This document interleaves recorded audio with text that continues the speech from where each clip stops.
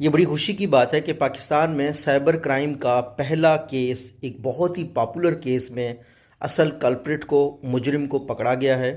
یہ کیس ہے امشا رحمان کی۔ امشا رحمان کی ویڈیوز کسی نے فیک ویڈیوز بنائیں اور پھر لیک کیں۔ وہ بیچاری F I A cyber crime چلی گئی اور اس کے بعد یہ سارا جو معاملہ ہے اس کو انویسٹیگیٹ کیا گیا، میٹا کو کنٹیکٹ کیا گیا، فیس بک کو کنٹیکٹ کیا گیا، تو انہوں نے انفارمیشن دے دی کہ کہاں سے اپلوڈ ہوئی ہے اور کلپریٹ ابھی جیل میں ہے۔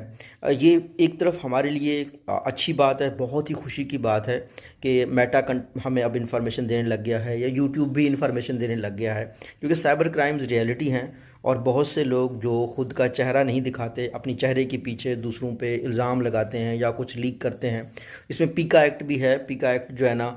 بہت ہی کلیئر کٹ ایکٹ ہے کہ اگر آپ کسی انسان کی ڈیفیمیشن کرتے ہیں یا کسی کو کچھ برا برا بولتے ہیں تو ڈیفینیٹلی آپ کے پیچھے گورنمنٹ آج نہیں تو کل ضرور آئے گی۔ تو یہ ایک اچھی چیز ہے الحمدللہ۔ یہاں پہ انکریجمنٹ بھی ملتی ہے ان تمام لوگوں کو جو سائبر بلینگ کا شکار ہیں، جن کے ساتھ سائبر کرائم کیا جا رہا ہو، تو ہم اپنے اداروں پہ ٹرسٹ کر سکتے ہیں اور ہم قانون پہ ٹرسٹ کر سکتے ہیں، اور اللہ کرے یہ ہمارے ادارے مزید امپاور ہوں تو سب لوگوں کا ان چیزوں پہ بھروسہ بن جائے۔ جہاں تک بات ہے ہماری سوسائٹی کے کچھ نارمز ہیں ایز اے ٹیچر، جن پہ مجھے بھی بڑی حیرت ہوتی ہے کہ جب ہم ان چیزوں کے نام رکھ رہے تھے تو ہم نے کیا سوچ کے رکھے تھے، مجھے وہ چیزیں سمجھ نہیں آتی۔ مثال کے طور پر جیسے کوئی بچہ ہو اور اس کے والدین